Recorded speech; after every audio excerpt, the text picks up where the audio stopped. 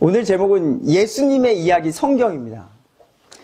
예수님이 오신 날을 기념하는 게 성탄절이죠. 근데 제가 작년 성탄절 때 말씀드렸습니다. 예수님은 12월 25일 날 태어나신 건 아니다. 역사적으로 우리가 25일을 태양신의 절기를 지키는 그 전통력에 따라서 성탄절을 지키고 있는데, 예수님이 언제 태어났는지 정확하게 성경은 쓰여 있지 않아요. 왜? 예수님이 태어난다는 그 중요함보다 예수님이 우리를 위해서 죽으셨고 부활하셨고 다시 살아나셨고 다시 오신다고 하는 게 더욱더 중요하기 때문이에요.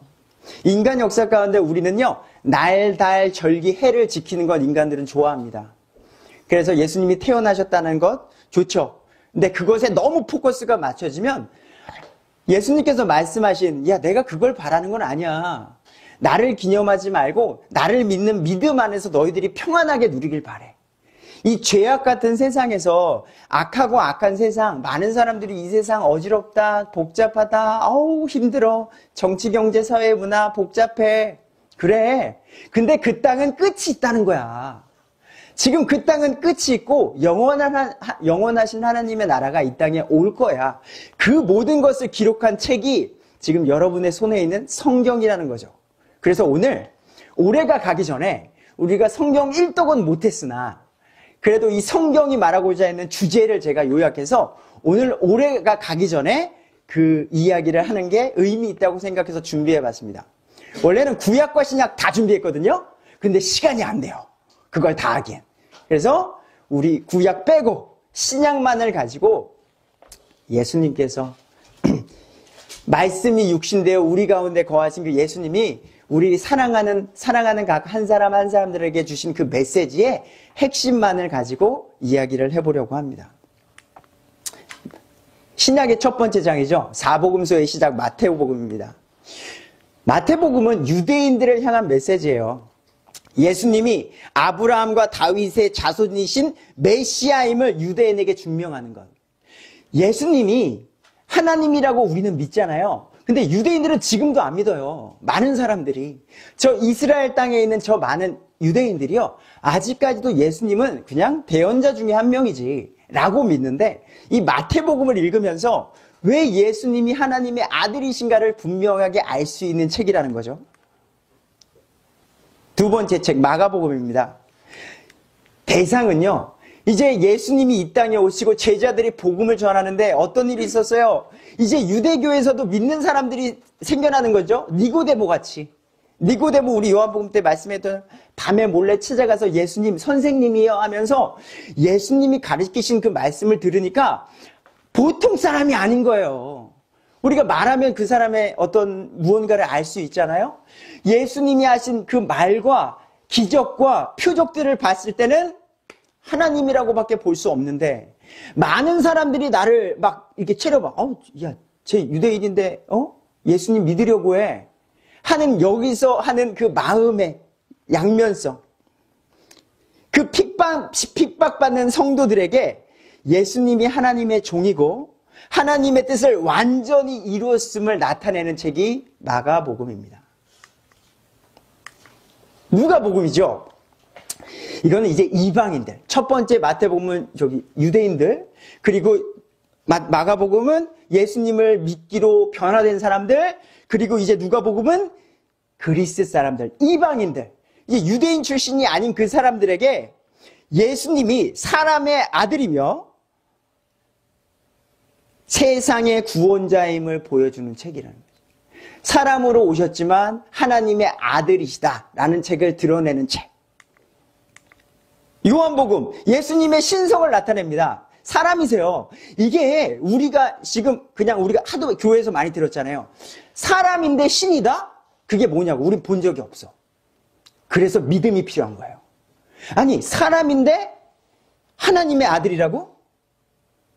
이걸 믿음이라고 하는 거예요. 제가 여러분들에게 보여드릴 수가 없어요. 기독교가 말하는 그 진리와 믿음은 제가 여러분들에게 보여드릴 수가 없고, 그 하나님의 성경 말씀을 읽어가면서 그 역사적인 사실이 예수님이 어떻게 그런 일을 하셨지라고 그 이야기를 읽어가면서 우리 안에 믿음이 생겨나게 되는 거죠.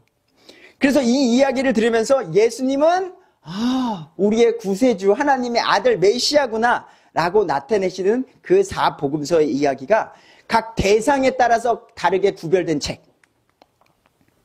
사도행전이 시작됩니다. 이제 예수님께서 십자가 사건을 죽으시고 부활하시고 이 땅에 40일 동안 있었죠. 그러면서 이제 예수님 십자가에 죽으실 때 제자들 어떻게 했어요? 왕이신 예수님이라고 했는데 십자가에 죽으니까 다 배신 때린 거예요. 야, 뭐야. 우리 눈앞에서는 죽은 자도 일으키고 눈먼 자도 살리시고 안진뱅이도 일으켰는데 처량하게 저 십자가 로마 군사들이 침을 뱉고 뺨따구를 때리고. 여러분, 내가 사랑하는 가족이 그렇게 당했다고 생각해 봐요. 그러니까 벌벌벌 떠는 거죠. 벌벌벌 떨어요. 벌벌벌 떠면서 제자들이 다 도망을 갔어요. 그리고 예수님 혼자 묵묵히 십자가의 길을 가신 거죠. 3일 후에 부활하시고 어떻게 됐어요? 부활하시고 제자들 찾아가는 거예요. 야, 이게 예수님은요, 여러분, 우리 인간이 흉내 못 내요. 누군가 나를 미워했을 때 그 사람에게 다가간다는 게 말이 쉽잖아요. 원수를 사랑하라? 말이 쉽잖아요. 예수님만이 가능한 거예요. 예수님이 그 제자들에게 찾아가서 너희들 나 배반했지? 나 살아났잖아. 내가 말한 대로 됐지? 도마 어디 갔니? 도마, 예수님의 제자 중에, 야, 예수님이 살아났대. 야, 내가 보지 않고 내가 예수님 만져보지 않고는 믿을 수 없다. 예수님이 예끼 녀석아? 막 혼내지도 않아요. 다 가져서 만져봐. 여기 만져봐. 나 여기 못자국 찔린 내 자국 만져봐. 그러면서 도마에게 다가가서 그 눈높이, 도마가 다시 예수님을 바로 믿을 수 있게끔 나타내신 그 이야기, 그리고 사도행전 속에 승천하신 이후의 그 이야기, 그리고 예루살렘과 온 유대와 사마리아와 땅끝까지 그 복음이 전파되길 바라는 그 메시지, 그 복음이 전파되길 바라면서 사용하신 그 사람이 누구죠? 바울. 그래서 바울 서신이 또 등장하게 됩니다. 로마 사람들에게 보내는 사도 바울의 서신 로마서예요. 이 교회, 로마 교회 성도들에게 우리 기독교의 오직 중요한 진리 단 하나라면 이거라고 저는 생각합니다. 믿음을 통해 은혜로 구원받는다는 것.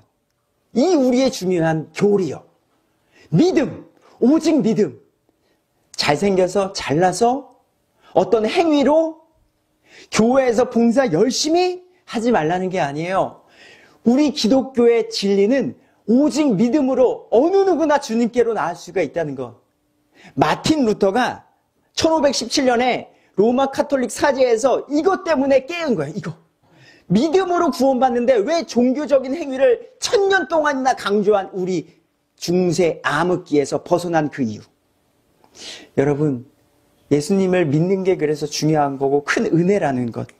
로마서를 읽으면서 그 은혜에 빠질 수 있다는 거죠. 근데 우리 여기 이제 교회 생활 오래 했잖아요. 여기 다 목사님 아들도 많고 어느 정도 교회 경험을 했어요. 그러니까 여기서 저 지금도 기독교의 진리, 예수님의 사랑 막 이렇게 하는데 그 교회 안에 문제가 없나요? 교회 안에 딱 봤을 때 속으로 이상한 애가 저 아저씨는 왜 그래? 아, 저 목사님은 왜 그래? 아, 왜 뭐 저렇게 막 교회 끝나고 집에 가셔서 그런 불평불만 얘기한 적 혹시 없으신가요? 만족스럽지 못한? 교회 안에도 문제가 있다는 책이 고린도 교회 이야기입니다. 바울이 2차 전도 여행을 하면서요, 1년 반 동안 세운 교회인데 그 교회에 편지가 왔어요. 근데 그 교회가 교회의 분열, 교회 안에 파당이 생기는 거예요. 우리 요즘도 참 가슴 아프죠. 안 그랬으면 좋겠는데 그래요. 교회 안에 문제가 있어요.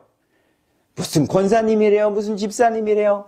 근데 파당, 이 그룹이 생겨서 문제가 생기는 이야기가 오래전 예수님 죽으시고 몇십 년 지나지도 않아서 그 교회도 있었다라는 거예요. 이게 우리 교회의 연약함이고요. 그래서 저는 교회 시스템을 제일 중요하게 생각합니다. 아까 제가 예배 시작하기 전에 그 질서. 법정 소송. 교회 안에서의 싸움이 일어난 거예요. 누구랑 싸웠대요. 근데 그걸 세상 법정으로 가서 소송을 거는 거야. 그런데 이게 본이 되겠습니까? 지금 우리 뭐 기독교 뉴스나 이런 뉴스에 나와서 교회 문제 이런 얘기 나오면 얼마나 본이 안 돼요. 말씀은 우리 원수를 사랑하고 희생하고 섬겨요 하는데 현실적인 이야기 속에서는 돈의 문제, 여자 문제, 인간적인 아주 저질스러운 문제들이 터지다 보니까 에휴 니네가 믿는 예수님은 니네가 믿는 하나님 나는 안 볼란다 하고서 등 돌린 이 세상. 이혼 문제, 여인들의 옷차림, 주의 만찬, 도덕적 무질서 다 연관되어 있습니다. 예수님을 믿는다 하면서도 그렇지 못한 문제들이 여기에도 있었고 그래서 이 고린도전서를 읽으면서 우리가 어떻게 대처해야 되는가? 우리 교회는 이런 문제가 발생되지 않기 위해 이렇게 준비를 해야 되겠다. 그래서 누가 와도 거룩한 공동체가 될 수 있게끔 지키는 게 우리가 되어야 한다는 거죠. 모든 것을 품위 있고 질서 있게 행하길 바라는 그 바울의 서신이었습니다. 그리고 얼마 있다 고린도 후서를 또 쓰게 된 거예요. 고린도 교회에. 자, 이게 뭐냐? 더 끔찍한 일이 있는 거예요. 아까 2차 전도 여행 때 바울이 고린도 교회를 세웠다고 그랬잖아요. 근데 그 리더자를 싫어하는 그 공동체가 바울, 네가 정말 사도야? 사도라는 것은 예수님의 제자를 말해요. 근데 너 정말 예수님의 제자라고 의심을 하는 거예요. 1년 반 동안 사도 바울이요 희생하고 섬겨주고 먹을 거 못 먹고 잘 거 안 자면서 그 고린도 교회를 세워서 교회를 세워줬는데 시간이 지난 후에 그 바울의 사도직을 의심하는 거예요. 사울의 입장에서는 얼마나 배신당한 기분이었겠습니까? 그래서 사도 바울의 인간적 연약함이 여기에 나와요. 힘들다. 힘들어. 내가 너희들을 위해서 눈물을 흘린 게 얼마고 내가 너희들을 위해서 희생한 게 얼만데 너희들이 나를 어떻게 그렇게 생각하냐? 그래서 인간적인 연약함이 그곳에 적혀 있고 영적 능력, 뜨거운 사랑, 상처받은 감정, 책망, 겸손, 연약한 자들을 위한 열정. 근데 여기서 끝나지 않는 게 뭐냐고요? 사도 바울의 멋진 게 여기 있는 거죠. 그럼에도 불구하고 그 교회를 위해서 기도하는 사도 바울의 모습이라는 거죠. 그 다음은 갈라디아서입니다. 갈라디아 교회 성도들에게 문제가 생긴 거예요. 아까 중세 암흑기를 거친 이유가 여기서 등장하는데 이방 종교와 결합을 하여서요. 행위 플러스 믿음이 구원이다. 구원받고 싶으세요? 그럼 뭐 하세요? 죄를 졌어요? 무릎으로 기어가세요. 봉사하세요. 뭐 하세요? 그거 하지 않으면 안 됩니다. 그러니까 이게 순진한 사람들은 겁을 먹는 거예요. 나 이거 안 하면은 구원 못 받는 거예요? 이런 사람들이 지금도 있다고요. 2024년 지금도 존재합니다. 제가 예전에도 설교했지만 오직 믿음으로 구원받는다라는 것을 다시 한번 갈라디아 교회에 전하고 있다라는 것. 에베소 지역은 항구 도시였습니다. 항구 도시. 거기에 가장 유명한 다이아나 신전이 있었는데요. 으리으리해요. 지금으로 보면 어디에? 한국으로 따지면 롯데타워라고 말해야 돼요. 어마어마한 신전이 있다 보니까요. 사람들이 그 종교적 어떤 그 웅장함? 그 신전의 웅장함 있잖아요. 우리가 여행을 갔을 때에 어디 뭐가 있다. 어떤 성당이 크다. 그게 우리의 믿음과 솔직히 무슨 상관이 있죠? 성진교회가 돈이 많아요. 큰 예배당을 지면 우리의 믿음이 좋은 건가요? 자, 작으면은 그럼 아주 믿음이 연약한 건가요? 우리가 본질을 생각했으면 좋다라는 거죠. 근데 이것도 인정해요. 규모가 있으면요, 사람들이 그것에 욱합니다. 목사님이요, 좀 더 멋진 예배당에 있죠? 사람들 지금보다 조금 더 높게 봅니다. 이게 있어요. 내가요, 벤츠를 타고 다녀요? 그럼 나를 좀 이렇게 본다고요. 그런 효과가 있어요. 압니다. 그러니까 많은 종교인들도요, 신전을 이렇게 보니까, 야, 우리 하나님 믿는데, 지금 하나님이 이집트 나올 때처럼 기적을 막 일으켜주는 것도 아니고, 신앙생활 하면서 지내는데, 저쪽은 신전이 막 으리으리해요.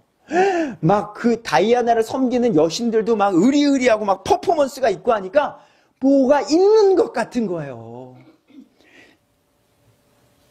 그래서 여기서 말하는 게 그 의리의리한 신전보다 예수님, 그리스도의 몸, 여기서 말하는 건 어떤 건물이 아니고요. 우리가 예수님을 믿음으로 인해서 예수 그리스도의 몸에 속한 성도가 되는 거죠. 그 모퉁이돌, 우리가 예수님을 믿는 게 더욱더 웅장하고 중요하다는 걸 말하고 있어요. 그 이야기의 책이 에베소서입니다. 빌립보서 기쁨의 서신의 책이라고 말하고 있어요. 뭐냐고요? 빌립보 교회 성도들에게 쓴 건데요. 2차 전도 여행 때 세운 건데 예수님을 믿으면 여러분 여기 예수님을 믿으려고 노력하시는 분들 있죠. 직장 속에서 예수님 전하고 싶잖아요. 우리가 곳곳에서 예수님을 전하고 싶은데 그러면은 욕하는 사람이 있습니다. 심지어는 교회 안에도 있어요. 우리가 진짜 믿음을 하나로 뭉치지 않으면 파당이 생기는 것처럼 우리 안에도 나를 힘들게 하는 사람이 있을 수 있다는 거죠. 예수님을 나는 온전히 전하라고 하는데 나는 근데 가난해. 나는 지금 누구에게 핍박을 받아. 이런 어려움에 있는 그들에게 하나님께 기도하며 기뻐하라. 내 어려움과 모든 것을 아시는 그분께 기뻐하라. 그러면서 바울이 그 길을 먼저 가고 있고 바울이 그 어려운 길을 가고 있으니 또 위로가 되는 거예요. 그 빌립보 교회 사람들은. 그래서 기뻐하라라고 위로하는 교회 공동체의 위로의 서신, 기쁨의 서신. 골로새서입니다. 골로새 교회 성도들에게 쓴 서신으로 이때 당시의 문제, 할례 문제, 신비주의, 금욕을 통한 구원, 천사 숭배 등 잘못된 풍습과 가르침이 교회 안에 또 나타나는 거예요. 그러니까 교회는요, 문제가 끊이지 않았어요. 문제가 없는 교회는 없습니다. 정말 여기는 진짜 문제 없는 거고. 어느 정도 규모가 있으면 경험해 보셨을걸요? 말과 행동과 여러 가지 오해와 시기 질투로. 교회는 근데 그 문제가 있는데 어떻게 풀어가고 어떻게 대처하느냐가 중요한 거예요. 그것을 지혜롭게 풀어나갈 수 있는 지혜자들이, 교회의 리더자들이 그 문제를 잘 풀어가길 바란다는 거죠. 기도하면 돼? 아니요. 기도하고 행동할 때에 어떻게 하느냐가 너무나도 중요합니다. 그래서 그것에 대해서 바울이 바르게 기록하고 있는 책입니다. 데살로니가 전서입니다. 바울이 한 달 머물렀어요. 한 달. 그러니까 한 달 머무르면서 교회를 세운다는 게 얼마나 대단해요. 그러니까 복음에 정말로 집중했던 분이세요. 예수님이 우리를 위해 죽으시고 부활하신 그 이야기를 한 달 동안 머무르며 만나는 사람마다 그 예수님의 저에서 세운 교회. 한 달 머물러 있었고요. 아까 고린도 교회랑 비교해 볼까요? 거기는 1년 반 있었어요. 근데 여기는 한 달 있었는데 나무랄 데가 없이 너무나도 멋진 교회가 된 거예요. 그 교회가 믿음의 행위, 사랑의 수고, 소망의 인내. 이 교회 공동체 가운데 필요한 이 세 가지예요. 자, 믿음의 행위가 우리는 필요합니다. 여러분, 우리 교회가 더욱더 건강하고 2025년도에 더욱더 정말로 더 굳건히 서기 위해선 여러분들이 이 세 가지의 마음을 가지셔야 가능하다고요. 목사님 혼자 절대로 될 수가 없습니다. 목사님을 중심으로 믿음의 공동체가 하나가 되어서 우리의 인생을 함께 할 때에 이 교회가 미래를 바라볼 수 있는 거예요. 그런 분들이 나타나길 소망합니다. 그게 믿음의 행위예요. 같은 믿음을 가지고 같은 행위를 해야 되고요. 사랑의 수고가 있어야 됩니다. 자, 묻겠습니다. 이 교회에 오셨습니다. 이 교회에 오셨고 우리는 교회 공동체로 이릅니다. 어떤 사랑의 수고를 하실 건가요? 어린이들도 마찬가지입니다. 여기에 왔을 때 들어오면서 뭐가 보여?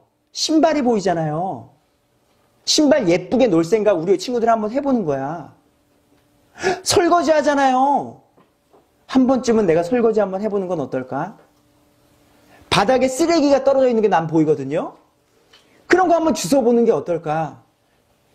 이런 것들로 시작했을 때에 사랑의 수고가 시작되는 거라고요.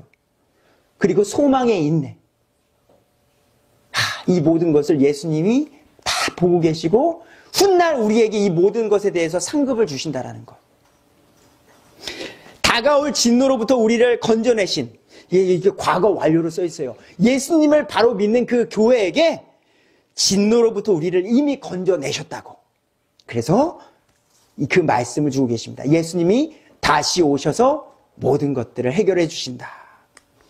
근데 또 문제가 생겼네. 내가 하면 해야 되는데 인간 세상이 그렇지 않아. 나는 그런 의도로 말하지 않았는데 저 사람이 들었을 때는 오해하는 사건, 사고들이 우리에게 있지요. 바울도 여기서 똑같은 일이 있는 게 뭐냐면 데살로니가 전서에 예수님께서 곧 오셔서 당신의 수고와 노력, 그 모든 것들을 위로해 주실 것이다라고 말했는데 예수님이 다시 오신다고? 곧 오신다고? 라고 하다 보니까 이제 예수님이 곧 오시는데 뭐 일을 해. 놀고 먹으면 되지. 그냥 착하게만 살면 되잖아. 교회 생활만 하면 되잖아. 잘못 그 예수님의 재림을 이해하는 교회 사람들이 생겨나게 된 거예요. 그래서 데살로니가 후서에서 일하지도 않는 자 먹지도 말라. 그래서 옛날에 다미선교회 제가 옛날에 한번 설교했었죠. 예수님 언제 오십니다 하고서 직장 때려치고 대출 받아서 교회에 데살로니가 후서를 제대로만 읽었어도 그런 일은 일어날 수가 없거든요. 일하지 않는 자 먹지도 말라라고 분명히 써 있는데 그래서 여러분들 바울이 단호하게 얘기하는 거예요. 그들의 생각을 바로잡아주고 무질서하게 걷는 자들을 지목하고 교회 안에서 그래서 문제가 있는 사람들은요 바르게 지목을 하는 거예요. 그런 사람들을 떠날 것 또한 권면하고 있는 거예요. 디모데전서입니다. 목회서신이라고 해요. 그래서 이거는 목회서신이라고 해서 목사님들만 읽어야 된다? 물론 목사님들에겐 더욱더 참고자료가 되죠. 그러나 교회를 정말로 사랑하는 사람들은 이런 자리가 목회의 자리구나, 리더자의 자리구나라고 이해하고 같은 마음을 먹을 수 있는 책입니다. 디모데전서. 바울이 영적으로 낳은 아들 디모데에게 쓴 서신이에요. 그러니까 하나님의 길, 복음 전하는 일을 열심히 한 바울이 갔던 그 길을 디모데가 따라오니까 여러분 우리가 직장의 선배님들 그들이 우리에게 조언을 해주는 거라고 생각하시면 되겠죠? 하나님의 종들에게 하나님의 안내와 경고를 주어 바르게 교회를 이끌게 하는 것. 쉽지 않은 길이야. 하지만 복된 길이야. 복된 길이야. 하지만 쉽지 않을 거야. 나 죽을 만큼 매를 맞고 멸시천대를 받은 이 고난의 길, 그것을 디모데에게 전하면서 위로의 말을 해주는 것입니다. 디모데 후서는 매우 사적인 서신입니다. 그래서 목회자의 마음을 이해하고 우리가 교회 지도자들의 마음을 이해하려면 이 부분을 또 읽으시면 되죠. 디모데 후서는 매우 사적인 서신으로 사도, 매우 어려운 환경, 이것에 대해서 기록하고 있습니다. 그 가운데서도 주님으로 인한 승리와 확신에 찬 소망을 갖는 거죠. 그래서 솔직히 여기 딱 있으면 목사님들끼리 만날 때에 위로가 될 때가 있어요. 동병상련이라고 해요.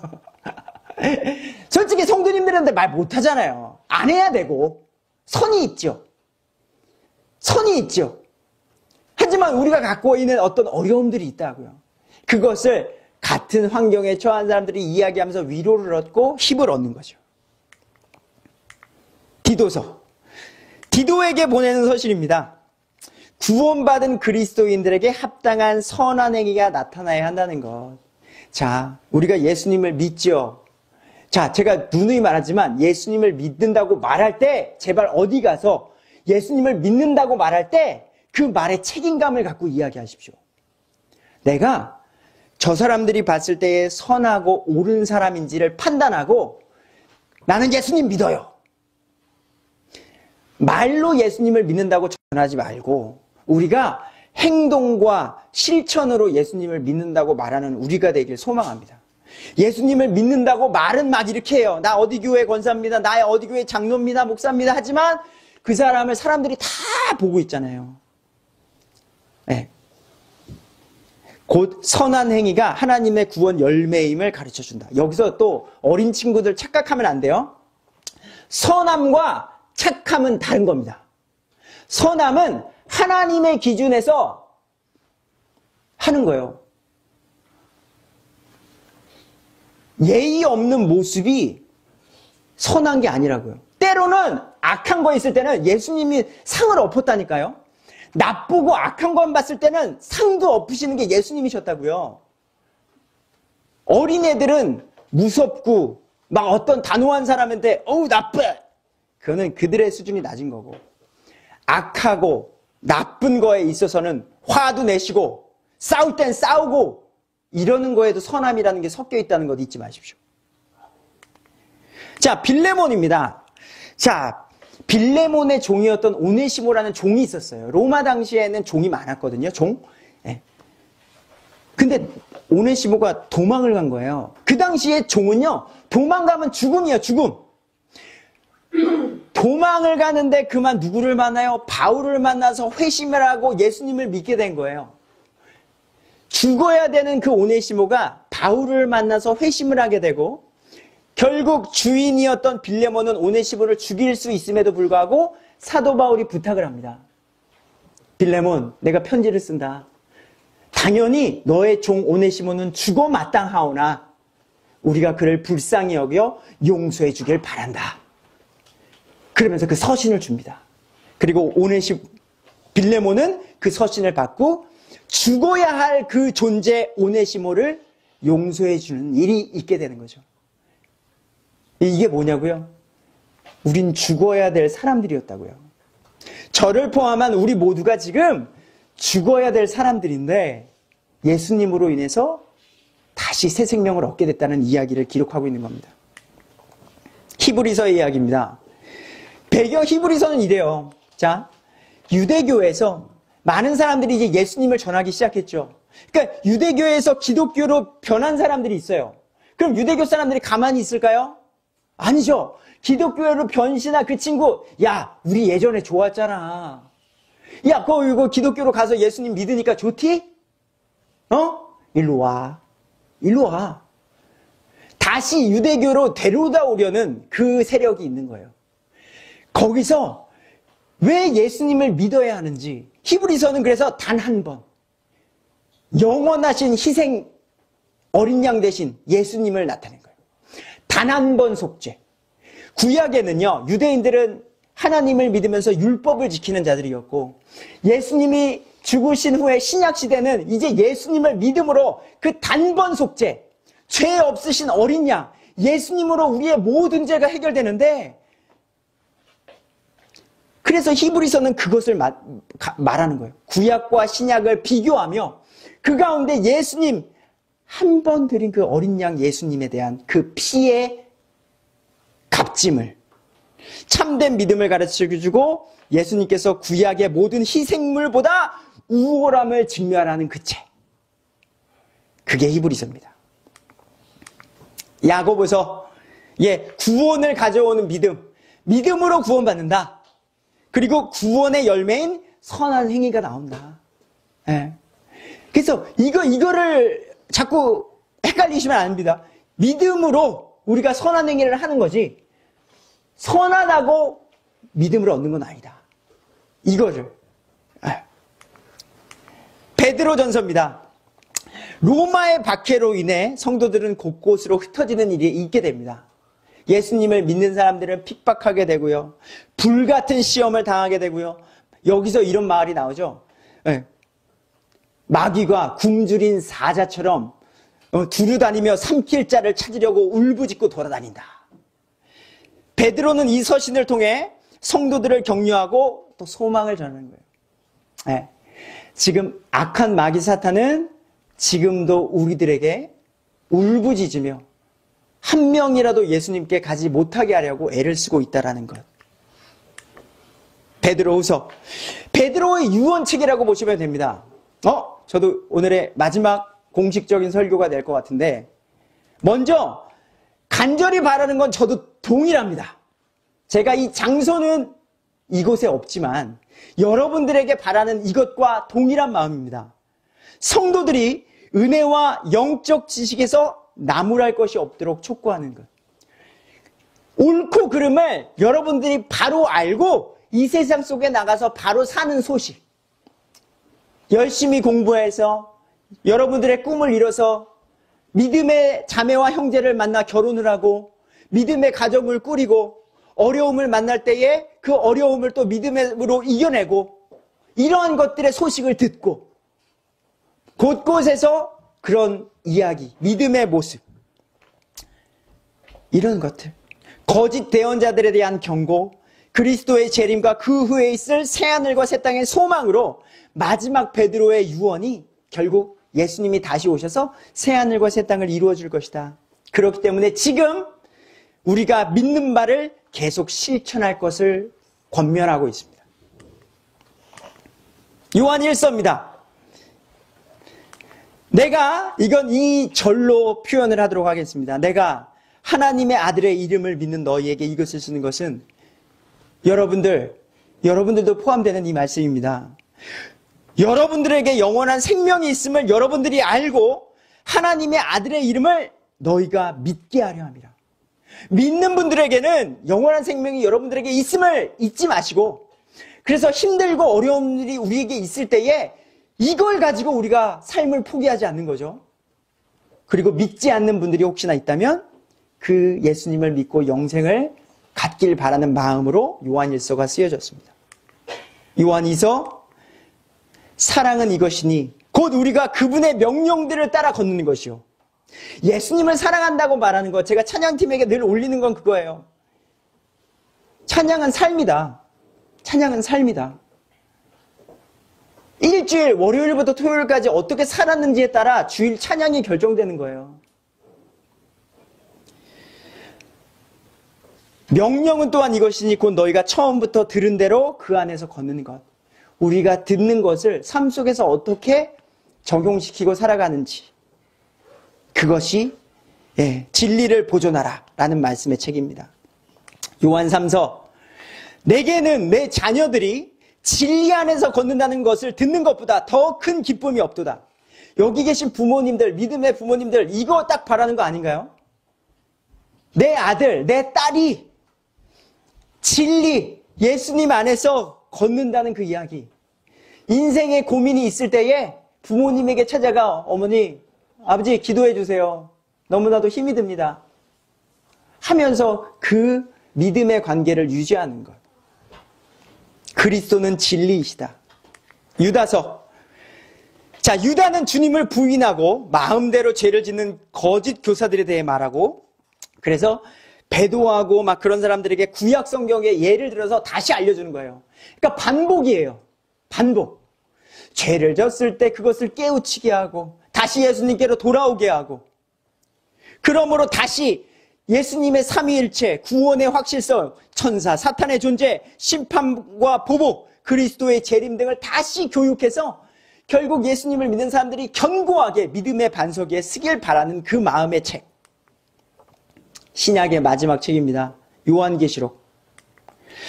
하나님의 구속 사역의 최종 목표, 우리 인간의 마지막에 일어날 일들이 이곳에 적혀져 있습니다. 사탄의 최종 목적지. 결국 사탄은 하나님이 정하신 지옥으로 가게 돼 있고요. 정해졌어요. 그 사람은, 그 친구는. 한 명이라도 예수님께 가지 못하게 하려고 온갖 방법을 속에서 지금도 굶주린 사자처럼 하는 그 존재의 끝. 특별히 구원받은 자들과 구원받지 못한 자들이 가는 그곳에 대해서 성경이 알려주고 있습니다. 그러니까 예수님을 믿는 우리들에게는 듣고 읽는 자들에게 복이 되는 거죠. 그 책이 예수님께서 말씀이 육신되어 이 땅에 오셨고 우리에게 남겨주신 메시지입니다. 우리의 최종 종착지가 있다. 하나님의 왕국이 그곳에 있다. 결론 맺겠습니다. 성경은 하나님의 사랑의 서신입니다.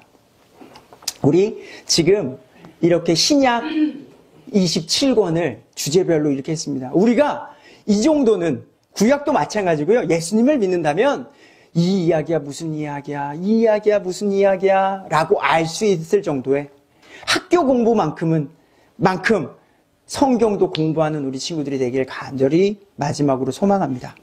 우리 마지막으로 우리 성경의 마지막 구절, 두 구절입니다. 이 말씀을 읽고 마무리하도록 하겠습니다. 시작. 이것들을 증언하는 분께서 이르시되 내가 반드시 속히 오리라 하시는도다. 아멘. 주 예수님이여 과연 그와 같이 오시옵소서. 우리 주 예수 그리스도의 은혜가 너희 모두와 함께 있기를 원하노라. 아멘.